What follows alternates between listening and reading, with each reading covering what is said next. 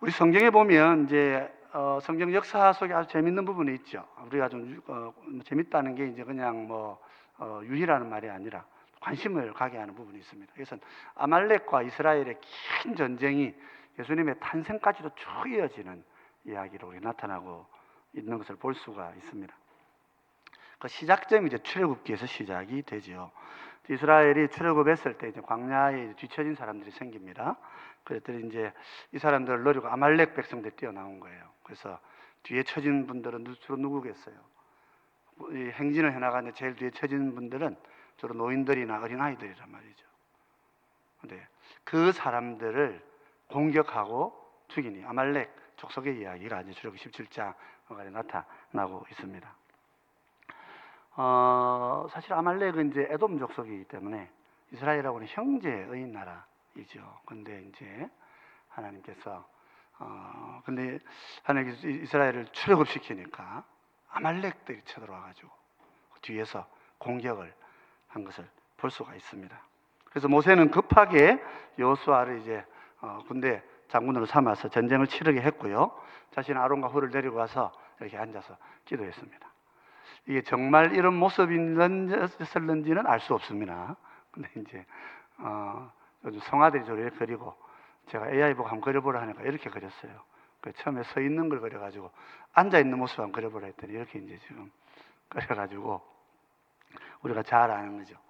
모세가 두 손을 들면 이스라엘이 이기고 여호수아가 이기고 손을 내리면 지니까 이제 모세를 앉혀놓고 두 사람이 이렇게 받들어서 함께 기도합니다. 결국은 이 끝에 전쟁은 이스라엘의 승리로 끝이 나게 되는 것이죠. 하나님의 역사로 능력으로 이 큰 전쟁이 이제 끝이 나게 되는데요.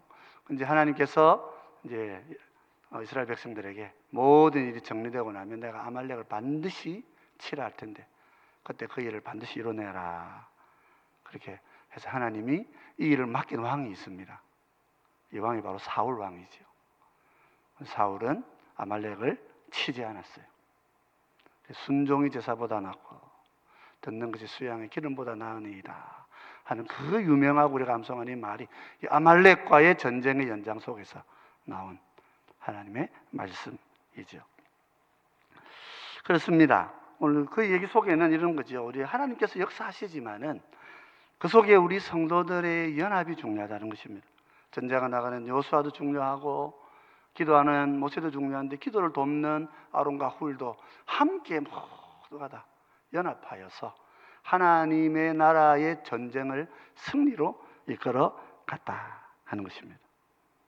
그래서 우리 성도들이 보면 하나님이 다 하시는데 우리가 할 게 없잖아요. 하나님 다 하시는 나는 아무것도 안 해도 되는 거 아닙니까?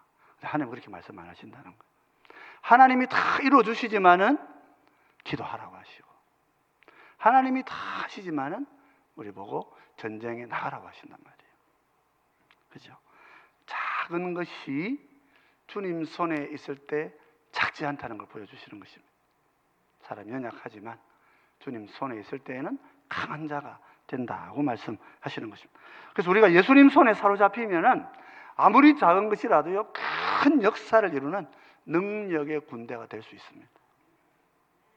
그래서 오늘 시간에는 느헤미야를 통해서 하나님께서 지혜를 주시고 그 손에 하나님의 손에 사로잡힌 느헤미야를 통하여서 이스라엘이 바벨론 포로에 의해 이루지 못하던 이 성벽을 건축하는 이 완성되는 일을 어떻게 이루어갔는가 우리가 함께 살펴보면서 이 시대에 우리 교회를 하나님 어떻게 세워가시는가 하는 것들도 또 우리에게 맡기신 이 제자와의 사명도 또 어떻게 이루어가는 것인가 하는 것도 함께 지혜를 얻는 그런 시간들이 되시면 좋겠습니다. 사실 우리 인생이라고 하는 존재는 죄로 인해 무너져 내린 자들이다. 그리고 우리가 이해해야 됩니다.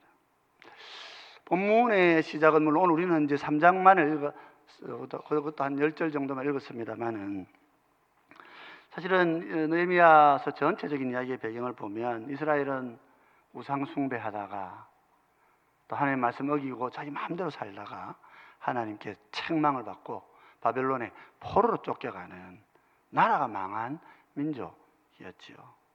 그리고 이제 겨우 페르시아 왕들의 또 그 은혜로 하나님께서 페르시아 고레스를 세우셔가지고 왕들의 도움으로 지금 성전을 겨우 세운 그런 상태였습니다. 근데 이제 예루살렘 성벽을 지금 쌓지를 못하고 있다 보니까 쌓으려 그러면 적군 동네 이제 지역에 있는 다른 사람들이 와가지고 성벽을 무너뜨리고 성문은 불을 태워버리고 그러면서 아무것도 할 수 없는 그런 상황이 되었죠.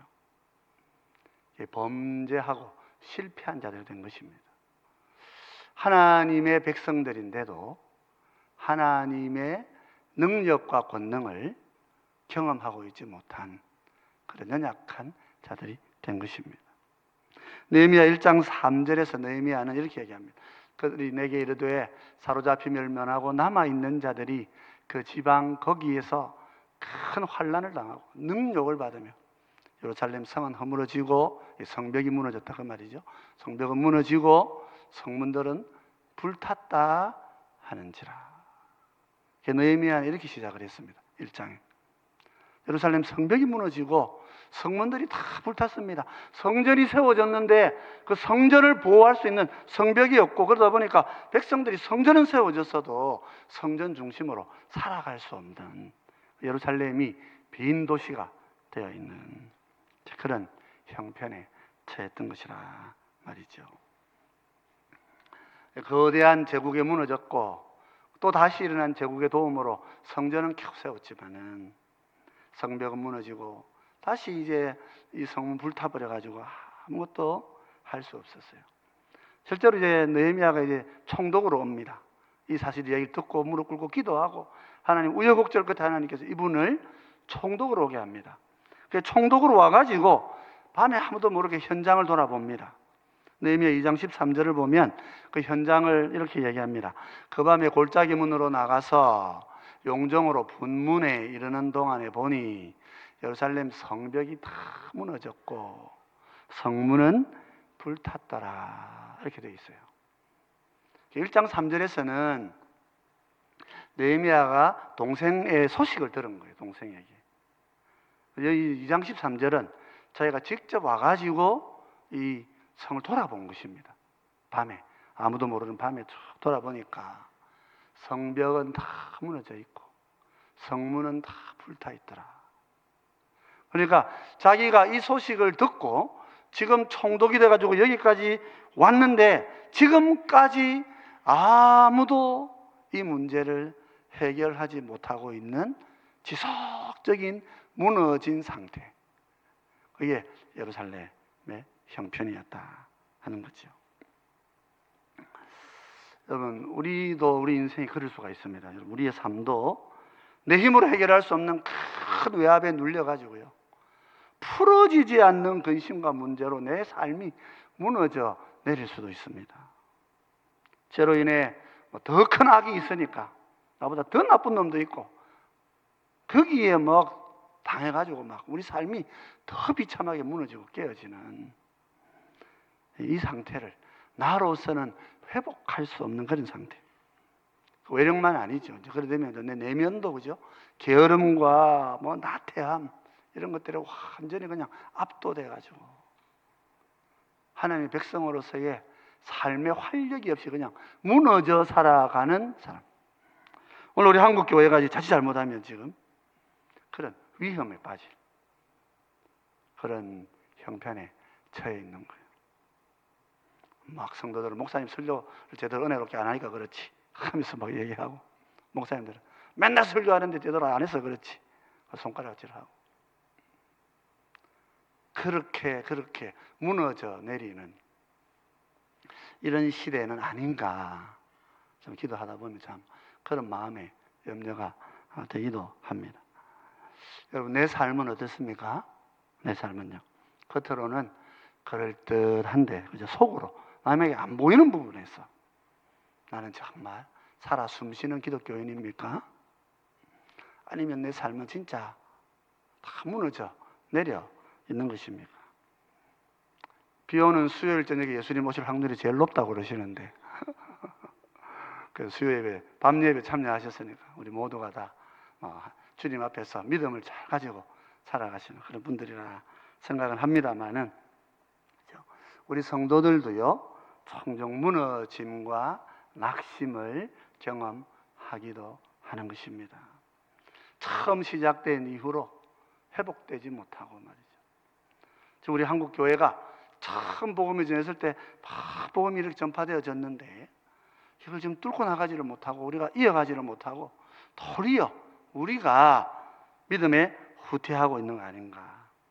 우리 교회는 어떤가 말이에요. 우리 교회도 우리는 참 열심히 작은 교회에서 큰 교회로 옮기고 이렇게 오면서 그때 열심히 있던 그런 삶들, 이 지역민들을 복음화 하겠다는 그런 의욕을 가지고 열심히 살아가려고 했던 그때로부터 지금 오늘 우리는 어떤 모습이 있느냐 말이에요. 혹시 느헤미야가 성벽이 무너지고 성문이 불탔다 하는 말을 듣고, 그죠? 제가 직접 와볼 때까지 그래서 정말 하나님 지혜로 이 성벽을 완성할 때까지 아무도 해결할 수 없는 무력감과 무기력함이 혹시 우리를 사로잡고 있지는 않은가. 그렇습니다. 우리 항상 우리 자신을 하나님 앞에서 돌아봐야 됩니다. 오늘 나는 어떻게 살아가고 있습니까? 이 예루살렘 지금 바벨론 포로 끝이 나고 돌아와가지고 막 성전 짓고 얼마나 막 뭔가 클 거라고 생각하고 왔는데 도리어 다 무너져 내린 절망 속에 있는 거죠. 그렇습니다, 여러분. 우리의 삶도 그럴 수 있는 거예요. 그런데 감사한 것은 뭡니까?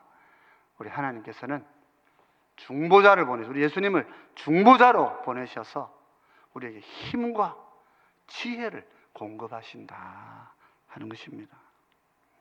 하나님께서는 무너진 삶에 긍휼을 베푸시는 분이셔요. 하나님은 사랑으로 우리를 창조하셨을 뿐만 아니라 우리가 죄인 되어서 무너졌을 때에 그리스도를 통하여서 우리를 다시 살리시려고 힘과 지혜를 공급하시는 분이 주님이시란 말입니다. 무너져 내린 성벽의 이야기, 불타버린 성문의 이야기를 듣고 하나님 앞에 무릎 꿇고 기도하고 통곡하던 이 느헤미야가 마침내 총독이 되어서 이 자리에 돌아온 거예요. 그는 아무것도 알리지 않고 밤늦게 이제 성벽과 불탄 성문을 돌아보고 방백들을 불러서 격려를 합니다. 성을 다시 지어서 이 수치를 당하지 말자. 느헤미야 2장 17절에 이렇게 이야기합니다. 같이 한번 읽어볼까요? 후에 그들에게 이르기를 우리가 당한 곤경은 너희도 보고 있는 바라. 예루살렘이 황폐하고 성문이 불탔으니 자, 예루살렘 성을 건축하여 다시 수치를 당하지 말자. 느헤미야가 찾아와가지고 얘기합니다. 다시 성을 짓자. 이 지금 뭡니까? 성벽이 무너지고 이번에 성문 불타니까 막 다들 용기를 잃고 다 무너져 내린 거예요. 백성의 지도자들을 불러가지고 방백들을 불러가지고 지금 얘기를 하는 거예요. 우리가 다시는 수치를 당하지 말자. 이 얼마나 이 비참한 일이냐. 이런 일을 또 당하겠느냐. 이런 일을 하면 다시는 그런 일을 겪지 않도록 하자 하고 말이야. 이 말만 갖고는 사람들이 못 움직이는 거예요. 지금까지 다 보고 다 당하고 살았는데 어떻게 합니까? 느헤미야가 이제 말을 하는 거예요. 18절에 이렇게 이야기를 합니다. 18절 같이 한번 볼까요? 같이 읽어보십시다. 또 그들에게 하나님의 선한 손이 나를 도우신 일과 왕이 내게 이런 말씀을 전하였더니 그들의 말이 일어나 건축하자 하고 모두 힘을 내어 이 선한 일을 하려 하매. 그렇죠. 뭘 말해줍니까? 하나님의 선한 일이 손이 나를 도우신 일들, 그리고 왕이 그 입으로 느헤미야에게 했던 말들, 그 말들을 전해준 거예요. 하나님께서 이 성전을 다시 세우고 이 성벽을 다시 건축하여서 이스라엘을 회복하기를 원하신다. 하나님의 말씀을 들려주니까, 하나님이 하신 일을 알려주니까 놀랍게도 백성들 가운데서요 다시 일어나서 건축하자.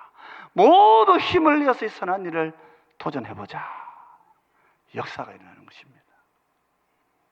여러분, 이게 중요한 거죠. 총독이 누구입니까? 기름 부음 받아 세운 하나님의 대리자 아닙니까? 메시아가 오셔서 말씀을 주실 때 죽은 심령이 변화되어져서 삶이 변화되어지고 결심이 달라지고 새 힘을 얻게 되는 역사가 일어나는 거예요. 주님 우리 가운데 오셔서 말씀을 시작하시면 그 말씀은 우리를 살리는 힘이 되고 능력이 되는 거예요. 시편 119편 50절에 이런 말씀하고 있습니다. 이 말씀은 나의 고난 중에 위로라. 주의 말씀이 나를 살리셨기 때문입니다. 말씀이 내 심령 속에 부어지기 시작하면, 성령이 오셔서 하나님의 음성을 우리 가운데 들려주시기 시작하면, 그죠? 고난 가운데 내가 위로를 얻는 거예요. 이 위로는 야 괜찮다, 일나라, 이런 정도의 위로가 아니에요. 이 위로는 죽은 자를 다시 살리는 위로란 말이에요. 십자가에 죽으신 주님께서 다시 부활하신 것처럼 오늘 죽은 우리의 심령 가운데 하나님의 말씀의 싹이 떨어지면, 그 씨가 떨어지면 놀랍게도 이 싹이 다시 자라나서 우리의 영을 새롭게 하는 능력을 공급하시는 것이라 말이에요. 느헤미야가 찾아와서 하나님이 나에게 하신 일을 보라, 하나님께서 나를 통하여 이루신 역사를 보라, 그렇게 말하면요, 요즘 못된 사람들은 그렇게 하면 뭐라고 이야기하냐면, 그건 당신한테 한 이야기 아니요. 제가 호주 가가지고요, 그 할아버지를 앉혀놓고 목사님 와서 한번 설교 한번 해봐라 이래가지고 내 간증을 좀 했어요. 그랬더니 그 중에 할아버지 한 사람이 뭐 대학 교수로 좀 지내셨는지 모르겠어요. 그분이 하면서 That's your experience, not my experience. 당신의 경험이지 내 경험은 아닙니다. 귀가 닫힌 사람들은 그렇게 들리는 거예요. 교회에 계신 분이신데 출석만 하시는 거죠. 근데 오늘 이 시대가, 이 느헤미야 시대가 복 있는 시대는 어떤 시대예요? 느헤미야가 하나님의 말씀을 전할 때에 백성들의 마음이 함께 움직이는 거예요. 하나님의 은혜가 그런 것입니다. 하나님께서 왕의 입술을 통하여서 느헤미야에게 하신 약속이 있잖아요. 느헤미야 2장 5절부터 축이 오늘 기니까 이제 9절 말씀만 같이 한번 읽어봅시다. 같이 읽겠습니다. 또 왕의 삼림 감독 아삽에게 조서를 내리사 그가 성전에 속한 영문의 문과 성곽과 내가 들어갈 집을 위하여 들보로 쓸 제목을 내게 주게 하옵소서 하매 내 하나님의 선한 손이 나를 도우심으로 왕이 허락하고 그랬단 말이에요. 이 아닥사스다 왕이 페르시아 사람입니다. 즉 이란 사람이란 말이에요. 이 사람 이스라엘 도울 이유가 없잖아요. 그래서 좀 무리하게 해석하시는 분들은 이제 이 아닥사스다가 에스더와 아수에로 사이에서 난 아들이다, 뭐 이런 얘기를 하십니다. 조금 점검은 좀 필요한 부분이긴 해요. 너무 과한 말씀일 수도 있습니다.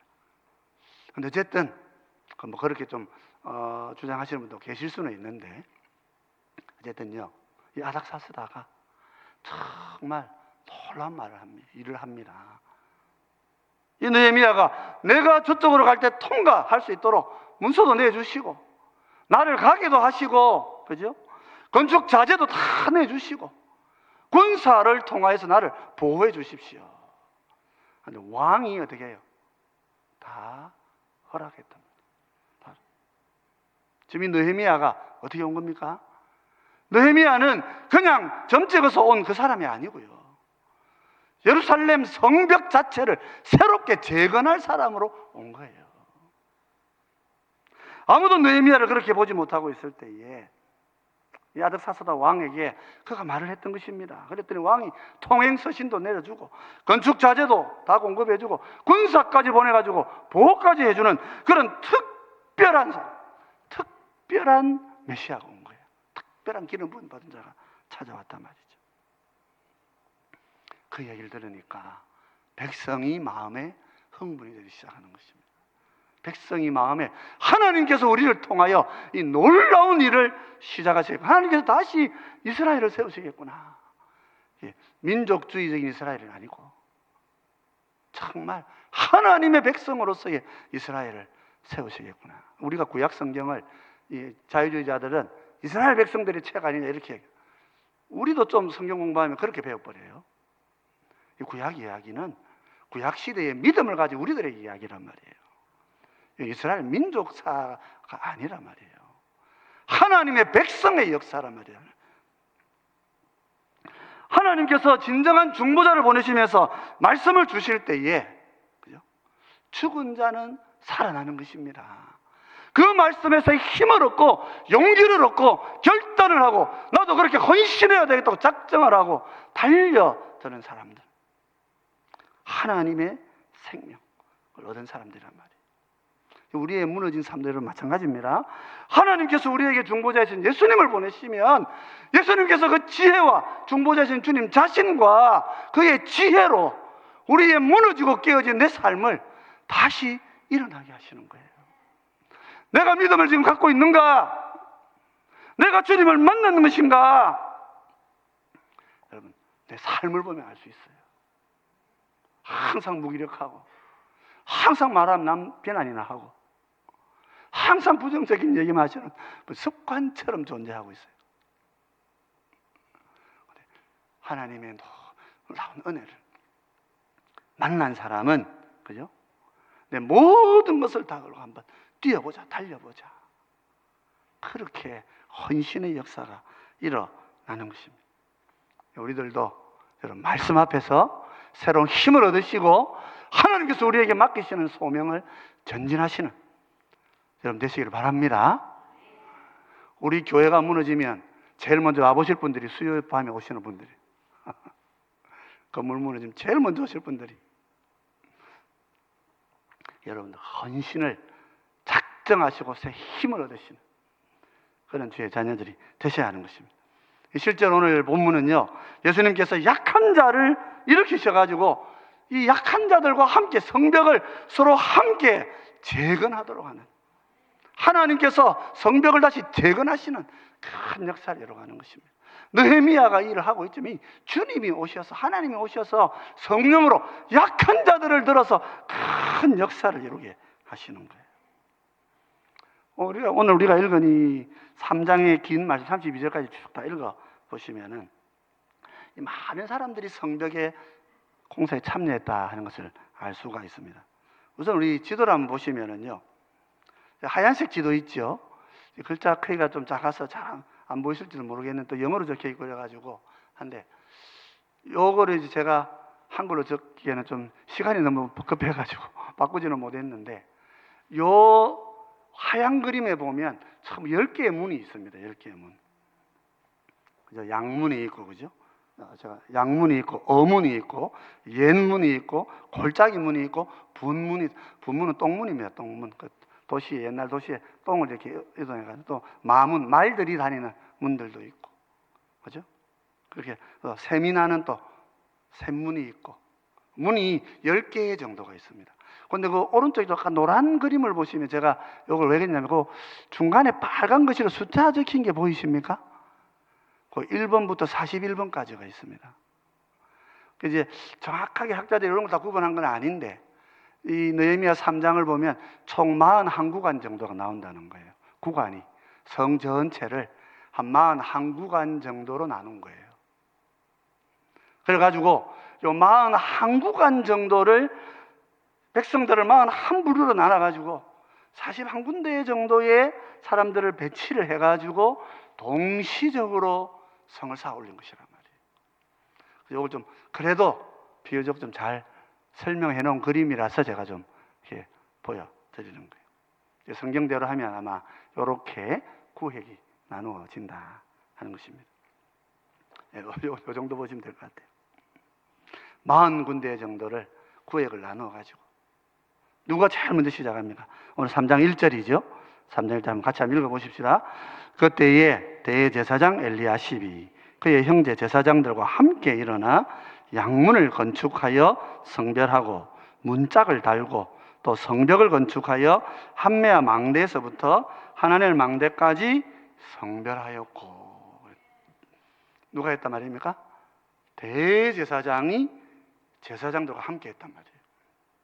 무슨 말입니까, 여러분? 대제사장은 뭐 성전에서 예배드리고 막 이런 것만 하면 되지, 뭐 성벽 공사까지 우리가 해야 되나 하면 누가 대제사장 보고 일하라 하겠습니까? 아무도 일 못 맡길 거 아니에요. 근데 이분이 1절에 제일 먼저 자기 형제 제사장들 다 데리고 나와가지고 했다. 어떻게 지었습니까? 잠깐 좀 보여주시겠습니까? 양문을 건축하면서, 그죠? 양문을 드렸어요. 지금까지 우리가 느헤미야가 뭘 통곡했냐면, 그죠?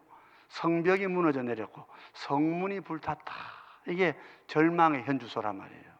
근데 지금 어떻게 해요? 문을 건축해가지고 문짝을 달았다.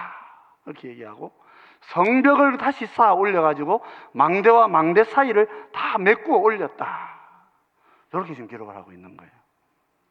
모든 절망이 끝이 나고 새로운 소망이 시작되었다. 그렇게 말하는 거예요.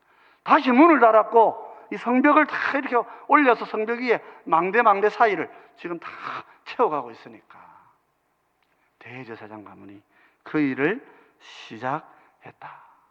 대제사장은 누굽니까? 우리 죄를 용서하신 우리 주님을 상징하는 대표적인 메시아, 기름 부음 받은 자란 말이에요. 그를 통하여서 참된 회복이 시작되었도다. 이렇게 선포를 하고 있습니다. 오늘 특별히 본문을 보면은, 그죠? 여기에 참여한 직업군들이 다양하게 나옵니다. 제사장이 있지요. 또 레위인도 있습니다. 또 금장색도 있고요. 금장색은 이제 철 같은 거 막 다루는 그런 사람이라고 봐야 되겠죠. 향품 제조업자도 있고요. 관리들, 지방의 통치자들. 그러니까 이게 예루살렘에 있는 사람들만 한 게 아니에요. 다른 지역에 있는 모든 사람이 다 몰려온 거예요. 상인들도 있지요. 또 평민들도 있습니다. 또 보면 여성들도 참여했다. 이런 다양한 직업군들이 다 모여서 함께 이 성벽을 쌓아 올리는 것입니다. 그죠? 그리고 오늘 본문에 가장 반복해서 많이 나오는 말이 그 다음은 그렇거든요. 그래서 우리 2절 말씀을 한번 보십시다. 3장 2절 말씀 볼까요? 그 다음은 여리고 사람들이 건축하였고 또 그 다음은 이므리의 아들 삭굴이 건축하였으며. 무슨 말이에요? 구획이 41개니까 하나씩 문을 중심으로 건축하고 그 다음은 또 이문이 건축되고 그 다음은 이렇게 지금 기록을 하고 있는. 그래서 그 다음은 이라는 말이 지금 이 본문에서 한 30번 정도 나타나고 있습니다. 무슨 말입니까? 예루살렘의 각종 다양한 직업을 가진 사람들이, 그죠? 각종 다양한 41개 그룹 정도의, 물론 그 안에 더 세부적으로 더 훨씬 더 많겠죠. 어쨌든 거기에 41개의 큰 구획을 나눈 이곳에 각기 10가지 종류의 다양한 직업을 가진 사람들이 그 다음을 맡아가지고 문을 중심으로 해서 그렇게 구획을 나누어서 그 다음 다 맡아가지고 모두가 다 동시적으로 이렇게 성을 쌓아 올리고 있다 하는 거지요. 이분들이 무슨 전문적인 건축업자들이 아닙니다. 다 각자가 자기의 자리에서 함께, 그죠? 원래 건물을 지으면 이렇게 긴 건물 같으면 이제 한쪽에서부터 막 쌓아서 올 거 아닙니까? 그런데 이거는 동시적으로 모두가 다 1층 쌓고 2층 쌓고 3층 쌓고 이렇게 돌을 동시적으로 다 올리는 일을 했다 하는 것이죠. 자신이 맡은 작은 일에 옆집이 하니까 같이 해야 되는 거예요. 같이 높이 올라와야 되니까 아무도 불평하죠. 함께 이렇게 같이 지어 올렸습니다. 그래서 하나님의 나라가 어떻게 이루어지느냐 하면은요, 작은 자들의 연합을 통해서 이루어지는 것이다. 이 느헤미야는 그것을 보여주는 대표적인 본문이에요. 하나님께서 하나님 백성들을 통째로 다 모이라 하실 때도 있지만은, 그렇죠? 작은 단위로 불러 세우시는 거예요. 그 작은 단위에서 최선을 다하여 각자의 역할들을 다 감당해 나가면서 하나님의 거룩한 성이 지금 완성되어 가는 모습을 우리 가운데 보여주고 있는 것입니다. 사실 이스라엘이 이 예루살렘 성벽을 다 완성하지 못한 것은 꼭 페르시아 때문에 그런 거 아닙니다. 강대국 때문에 그런 게 아니고 주변에 있는 다른 민족들이 시기해가지고 지을 때마다 불태워버리고 막 공격을 했던 거죠. 느헤미야가 그것을 알고, 그죠?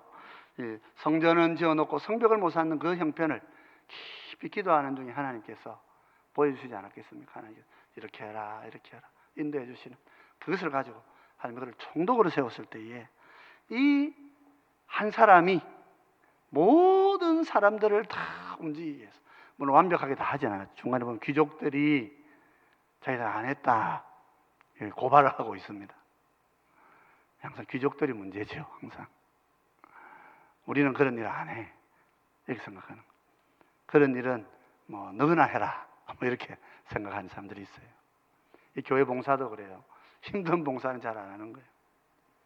당신이나 하세요. 그런 사람들은 나중에 하나님 나라에서 다 겉으로 빠지는 사람들인 거예요.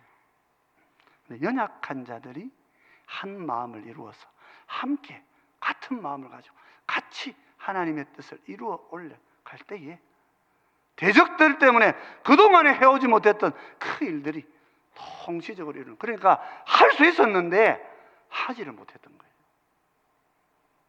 할 수 없었던 걸 하는 게 아니고 하나님 은혜로 사실 할 수 있었던 일이었는데 그동안에 못했던 것이란 말이죠.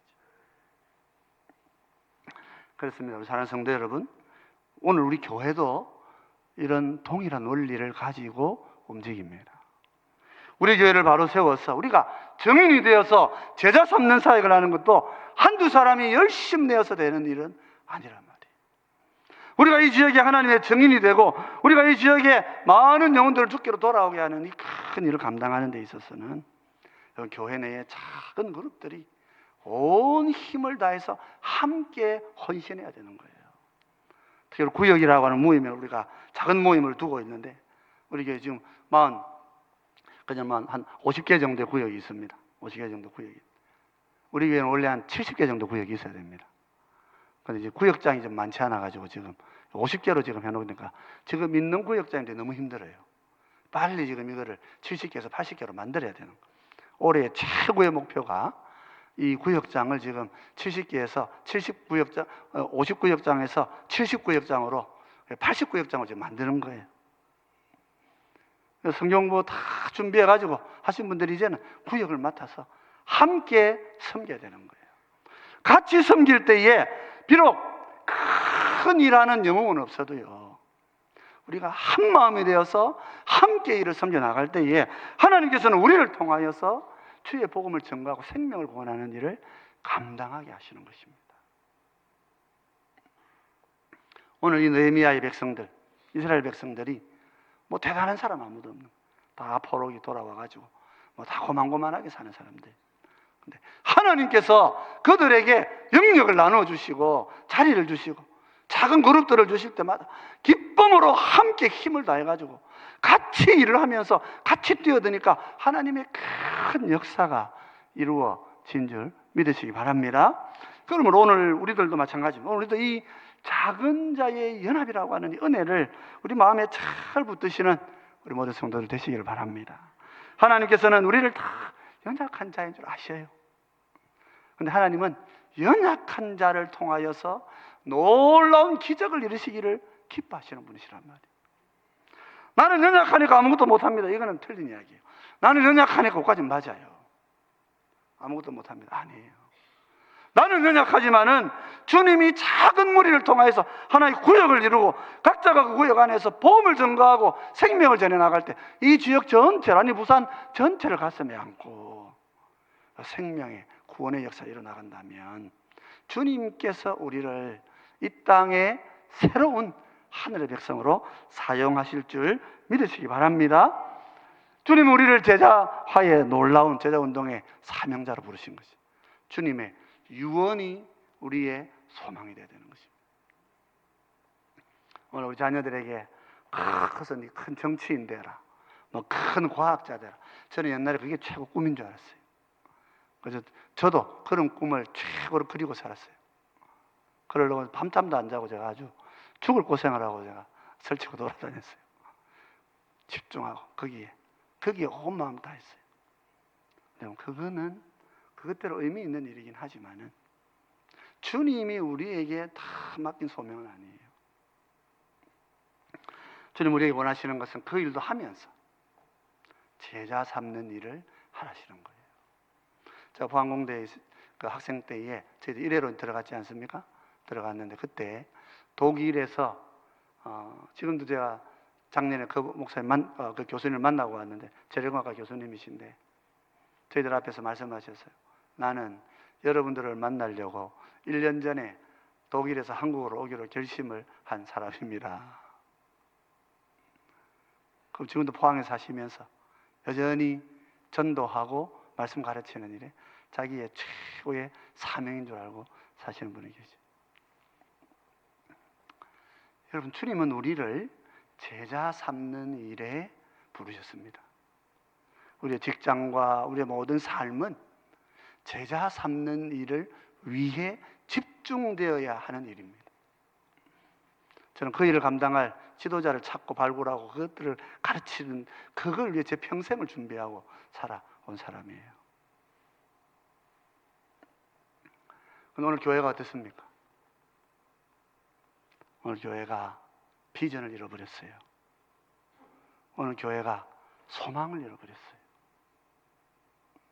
하나님께서 나에게 맡기신 이 거룩한 소명을 가슴에 안고 이 일을 위하여 내 모든 것을 드리고 헌신하며 살아갈 그 비전을 지금 잊어버리고 있지 않냐 말이. 그냥 숫자 늘리자 이건 비전이 아닙니다, 여러분. 숫자 많이 늘려서 뭐 하게요? 그런 프로그램 내서 뭐 하려고요?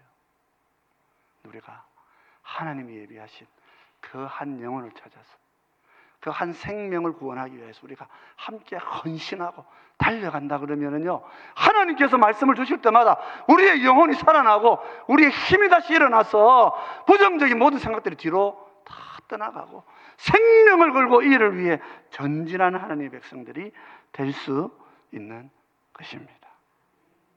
그렇습니다, 여러분. 참된 교회는 어떤 교회입니까? 증인의 사명을 위해서 연약한 이들이 연합하고 하나 되는 교회란 말이에요. 하나님의 복음을 증거하고 그 영혼을 살리고 그 생명을 구원하는 그 일에 우리 모두가 작은 단위로 연합하여서 세상 곳곳에 들어가서 주의 복음으로 생명을 구원해 나가는 진정한 성전을 이 땅에 세우는 그런 하나님의 교회가 될 때에 주님께서 우리를 부르신 꿈이 이루어지고 소망이 이루어지는 줄 믿으시기 바랍니다. 오늘 이 말씀들을 마음에 잘 간직하시고요. 내가 연약합니다. 뭐 다 압니다. 근데 연약한 자를 쓰신 하나님 앞에 하나님은요, 내 좀 할 수 있으면 이런 사람 안 쓰셔요. 힘이 남아 있으면요, 힘 다 빠질 때까지 무너지게 하셔요. 그러고 나서 쓰신다고. 모세는 80살 돼야 쓰임을 받잖아요. 아브라함은 100살 돼야 아들 주시는 거예요. 왜 그렇게 했습니까? 힘 다 빠질 때까지 기다리시는 거예요. 그냥 연약합니다. 그때 딱 되신 거예요. 그때에 이 연약한 자들이 함께 모여서 복음을 이뤄 나갈 때에 우리 교회가 이 시대의 마지막 시대의 사명을 감당하는 교회가 될 줄 믿고 우리 모두가 함께 헌신하시는 귀한 분들 되시기를 주의 이름으로 축원드립니다.